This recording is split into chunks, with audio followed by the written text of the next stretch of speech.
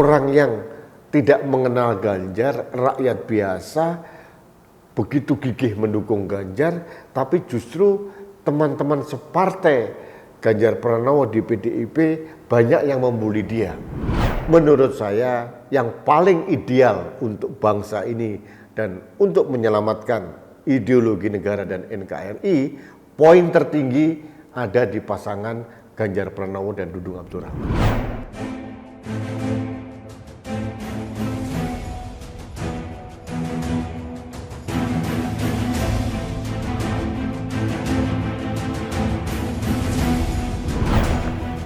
Halo sahabat Indonesia, kita bertemu lagi dalam Opini Rudi.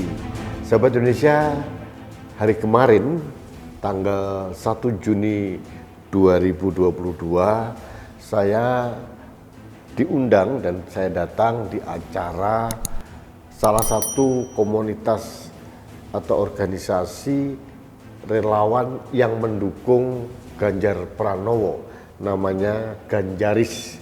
Kebetulan Ganjaris ini berulang tahun yang ke-1 tahun dan kebetulan juga pimpinannya, ketua umumnya Eko Kuntadi itu sahabat saya, sekjennya Mas Kris Chandra juga sahabat saya, jadi saya datang dengan beberapa teman-teman hadir pada acara di Jakarta.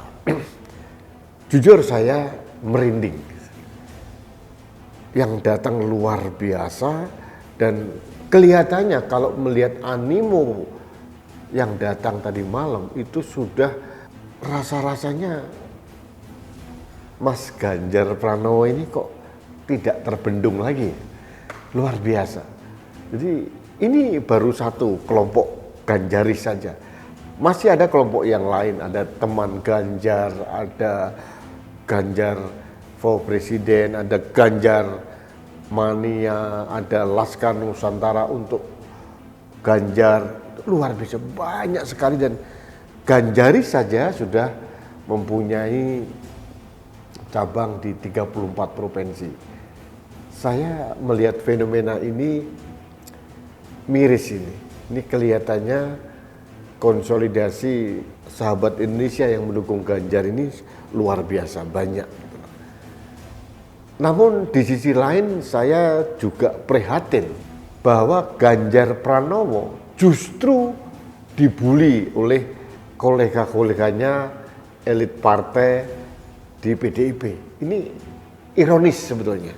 Orang yang tidak mengenal Ganjar, rakyat biasa, begitu gigih mendukung Ganjar, tapi justru teman-teman separtai Ganjar Pranowo di PDIP banyak yang membuli dia. Ada yang bilang kemelinti, tidak tahu diri, tidak menghormati Megawati Soekarno Putri. Ada yang bilang katanya Ganjar kepedean. Lucu saya. Saya bisa merasakan betapa tidak enaknya posisi Ganjar Pranowo. Kalau dibully lawan politiknya Ganjar, Ganjar bisa hadapi. Tapi manakala dibully atau dimusuhi oleh teman sendiri dalam satu rumah yang bernama PDIP, rasanya pasti tidak nyaman buat Ganjar ini. Saya salut dengan Ganjar Pranowo yang tidak terpancing gitu. Bahkan Ganjar seolah-olah mengamplifikasi bulian kepada dirinya bahwa memang benar kok, hak prerogatif untuk calon presiden dari partai PDIP memang dipegang oleh ketua umum. Itu statement dari Ganjar, sangat normatif dan sangat bijak, sekaligus juga bersayap juga gitu. Bersayapnya kenapa? Karena menurut saya Ganjar ini, saya kok mempunyai keyakinan akan banyak diminati oleh partai-partai yang lain atau koalisi partai yang lain selain PDIP. Nah, sebagai contoh, kemarin Golkar, PAN, P3 sudah membentuk koalisi Indonesia Hebat. Kalau dihitung-hitung sudah di atas 20%. Belum lagi Gerindra mungkin dengan Nasdem atau Gerindra dengan PKB itu sudah 21% gitu. Artinya memang PDIP kalau tidak mengambil momentum seperti ini, PDIP akan ketinggalan kereta seperti yang sudah-sudah gitu. Sahabat Indonesia, kita melihat fenomena Ganjar saat ini tuh mirip-mirip meskipun tidak sama persis dengan pencalonan Jokowi tahun 2013-2014. Dukungan kepada Jokowi sudah tidak terbendung di seluruh Indonesia, bahkan kader-kader PDIP, tapi pimpinan PDIP belum menentukan gitu. Lucunya partai-partai lain pun sudah mendukung Jokowi menjadi calon presiden waktu itu tahun 2013. Yang terjadi justru PDIP yang paling terakhir. Padahal semua tahu bahwa PDIP mempunyai kader yang hebat yang bernama Jokowi waktu itu. Nah, saya berpikir apakah ini akan terjadi pengulangan sejarah 2013 ke 2022-2023 bahwa PDIP lambat atau sedang mempertimbangkan serius untuk mendukung calonnya yang paling hebat. Nah, kalau PDIP tetap ngotot untuk mendukung kader pilihan mereka sendiri yang sekarang menjadi ketua DPR, ini PDIP harus menghitung ulang dengan cermat, karena kenyataannya elektabilitasnya jauh di bawah Ganjar Pranowo. Saya berharap elit PDIP tidak sedang menggali lubang kuburnya sendiri kalau memaksakan kehendak Putri Mahkota dicalonkan jadi presiden. Ini analisis saya sebagai pengamat politik. Jadi PDIP harus realistis bahwa kader PDIP yang paling populer dengan elektabilitas yang sangat tinggi saat ini adalah Ganjar Pranowo. Ini realitas yang harus diakui oleh teman-teman PDIP. Dan teman-teman PDIP meskipun banyak yang menyangkal, harus mengakui juga bahwa kenaikan suara PDIP tahun 2014, 2019 pada waktu pemilu waktu itu karena banyak orang pendukung Jokowi tiba-tiba langsung mendukung PDIP. Sahabat Indonesia, saya ingin mengulangi lagi tentang calon presiden ini. Nah, menarik sekali tentang kriteria yang saya sampaikan. Saya selalu mengulang-ulang. Yang pertama adalah harus nasionalis Pancasilais. Yang kedua harus punya kemauan untuk meneruskan pembangunan yang sudah dirintis oleh Presiden Jokowi karena menurut saya sudah on the track. Yang ketiga harus mempunyai kemauan dan ketegasan serta rekam jejak dalam pemberantasan intoleran, radikalisme dan ekstremisme. Ini tiga hal ini. Nah, ini semakin membuat teman-teman PDIP agak kemeriang manakala pada saat Rakernas kelima Projo di Magelang, tiba-tiba Presiden Jokowi membuat celetukan khas Solo, khas Jokowi, bahwa kemungkinan yang didukung ada di sini. Di sini itu di forum Rakernas itu semakin membuat orang PDIP kepanasan karena calon presiden yang ada di dalam Rakernas itu hanya dua. Yang pertama Ganjar Pranowo, yang kedua Jenderal TNI Purnawirawan Muldoko. Jadi tidak salah kalau di sisi lain pendukung Ganjar GR karena merasa sudah di-endorse presiden, tapi di sisi lain elit PDIP semakin agak kemeriang dan kepanasan. Sahabat Indonesia, tapi menurut saya dengan kriteria yang saya sampaikan tadi, ada tiga hal, kayaknya Ganjar Pranowo harus ditopang dengan tokoh lain dalam satu kubu, dalam satu paket. Jadi paket yang bernama duit tunggal untuk menyelamatkan Indonesia. saya melihat begini, akhir-akhir ini kelompok-kelompok pro khilafah sudah mulai show off, unjuk gigi di mana-mana. Mereka merasa percaya diri bahwa mereka bisa berkembang biak merajalela di mana-mana karena polisi masih sibuk untuk mencari landasan hukum dalam menindak mereka. Nah, kalau ini terus-menerus dibiarkan, tahun 2024 mereka akan berkembang biak dan kita membutuhkan penyelamat Indonesia, penyelamat ideologi negara, penyelamat NKRI. Dan menurut saya tidak cukup hanya dengan Ganjar Pranowo. Nah, saya sebagai analis politik, saya sedang mempersandingkan beberapa tokoh sesuai dengan kriteria yang saya katakan tadi. Saya ulangi, dia nasionalis, Pancasilais, dia meneruskan pembangunan Jokowi. Yang ketiga, dia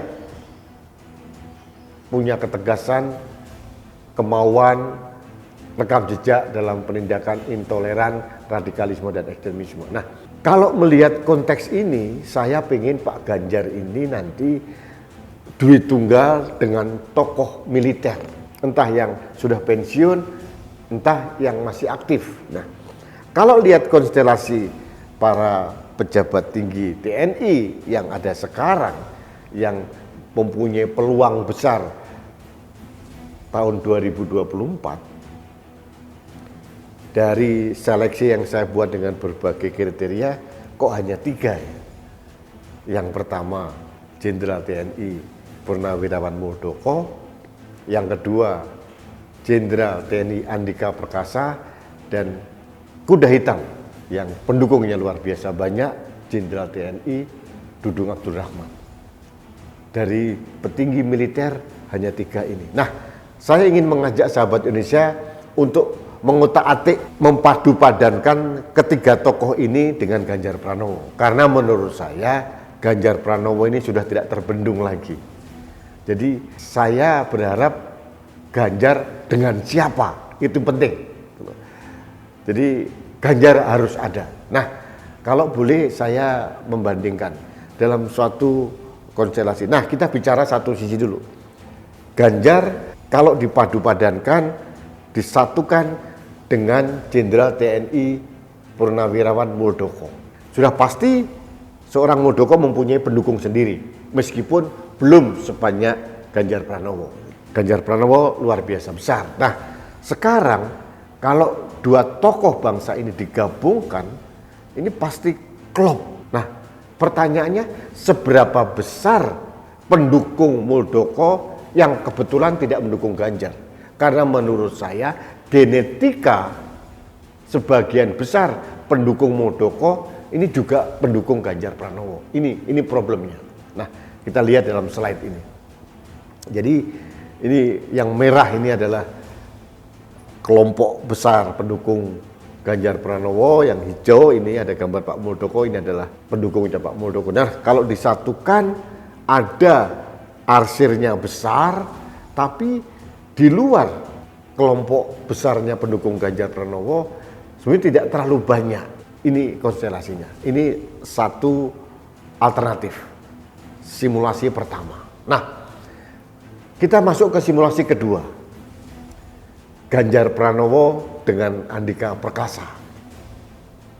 Ini kemarin sudah dideklarasikan Ganjar Perkasa. Mari kita lihat konstelasinya. Nah, yang merah ini Pak Ganjar Pranowo, yang hijau ini pendukungnya Jenderal Andika. Sudah pasti ada beberapa pendukung Jenderal Andika yang tidak mendukung Ganjar Pranowo. Mari kita padu-padankan. Nah, kalau dipadu-padankan seperti ini, saya melihat pendukung Andika yang bukan pendukung Ganjar kok sedikit sekali. Karena menurut saya mayoritas pendukung Andika genetikanya sama dengan pendukung Ganjar Pranowo. Satu kelompok mereka, kelompok-kelompok nasionalis dan Pancasilais, sama persis tadi dengan pendukungnya Pak Muldoko. Jadi ada daerah di luar merah ini tidak terlalu besar. Yang ketiga, ini menarik sekali. Ganjar Pranowo yang merah dan pendukung Jenderal TNI Dudung Abdurrahman sama-sama besar. Meskipun sekarang Jenderal Dudung belum masuk dalam radar survei karena beliau memang masih komitmen untuk menjalankan tugasnya sebagai Kepala Staf TNI Angkatan Darat, tapi realitasnya pendukung Dudung Abdurrahman ini luar biasa besar. Nah, kita lihat bagaimana yang merah ini adalah pendukung Pak Ganjar, yang hijau pendukung Pak Dudung. Kalau disatukan, coba lihat. Nah, apa yang terjadi? Ternyata menurut saya banyak pendukung dari Dudung Abdurrahman yang bukan bagian dari Ganjar Pranowo. Karena dengan melihat latar belakang etnis seorang Dudung Abdurrahman yang dari Jawa Barat, ada kemungkinan besar mayoritas orang Jawa Barat akan mendukung Dudung Abdurrahman. Nah, ini kelebihannya sehingga penambahan suara kepada kelompok Ganjar Dudung ini akan semakin besar. Baik sahabat Indonesia, demikian 3 simulasi tadi. Nah, saya akan menganalisis plus minus dari ketiga pasangan tadi. Ganjar Pranowo, Muldoko. Kita tidak usah membahas Ganjar karena sudah sering dibahas. Kita bicara tentang Muldoko. Muldoko ini jelas nasionalis, jelas Pancasilais, tidak terbantahkan. Apakah dia juga mempunyai potensi untuk mendukung pembangunan yang sudah dirintis oleh Presiden Jokowi? Pasti, karena hampir 2 periode beliau menjadi kepala staf kepresidenan. Artinya Muldoko sangat tahu arah dan tujuan dari pembangunan yang dirintis oleh Presiden Jokowi. Ini yang kedua. Yang ketiga, apakah dia mempunyai ketegasan dalam pemberantasan intoleransi, radikalisme, dan ekstremisme? Sudah pasti. Saya beberapa kali mewawancarai Jenderal Muldoko, komitmen beliau untuk pemberantasan intoleran, radikal, dan kelompok-kelompok ekstremisme sangat kuat. Gitu. Ada sedikit, kalau bisa dikatakan weakness point dari Jenderal Muldoko ini adalah sampai saat ini beliau belum terlalu dilirik oleh lembaga survei sehingga elektabilitasnya masih cukup rendah. Yang kedua, permasalahan silang sengkarut Partai Demokrat yang dimana beliau sebagai Ketua Umum KLB Deli Serdang ini mempengaruhi opini publik. Ini yang harus diwaspadai dan harus diperhatikan. Jadi yang ketiga adalah saya melihat hampir semua pendukungnya Pak Muldoko ini juga pendukung Ganjar karena mereka sama-sama mantan relawan pendukung Pak Jokowi. Ini dalam satu artinya penambahan suara kalau digabungkan tidak terlalu banyak. Ganjar Muldoko. Nah, bagaimana dengan Ganjar Andika? Ganjar Andika kuat. Pak Andika sudah pasti Pancasilais, nasionalis pasti. Sudah pasti beliau akan meneruskan pembangunan Pak Jokowi dan beliau juga anti toleran meskipun belum ada rekam jejak yang fix, firm bahwa Jenderal Andika memberantas kaum intoleran dan radikalisme serta ekstremisme. Tapi saya yakin beliau sebagai prajurit TNI pasti punya komitmen untuk menjaga kedaulatan NKRI. Ada dukungan kuat dari kelompok-kelompok yang selama ini sudah mendukung Pak Andika karena beliau suka tidak suka, mau tidak mau, secara realitas adalah menantu tokoh berpengaruh di Republik ini. Jenderal TNI Hendro Priyono. Ini tidak bisa dinafikan. Pasti ada banyak pendukung Pak Hendro yang bisa masuk ke Pak Andika. Cuma memang Pak Andika ini belum menunjukkan secara konkret dalam orasi-orasinya, dalam segala aktivitasnya yang bisa disorot sebagai tokoh yang bisa menyelamatkan Indonesia. Ini lepas daripada komitmen beliau yang sangat nasionalis dan Pancasilais. Gitu. Ini analisis saya. Nah, yang terakhir tentang pasangan Ganjar Pranowo dan Dudung Abdurrahman. Ini menarik sekali. Kalau masalah nasionalis Pancasilais, Dudung Abdurrahman tidak diragukan. Sama dengan Jenderal Andika, sama juga dengan Jenderal Muldoko. Sangat tidak diragukan. Bagaimana dia bisa mempunyai komitmen melanjutkan pembangunan dari Presiden Jokowi? Sudah pasti. Beliau loyalis Presiden Jokowi, sangat loyal kepada atasan. Yang ketiga, ini sudah menjadi rahasia umum bahwa seorang Jenderal Dudung Abdurrahman bukan hanya mempunyai kemauan dan ketegasan dalam pemberantasan intoleransi, radikalisme, dan ekstremisme, beliau punya rekam jejak. Kita ingat November 2020 yang lalu.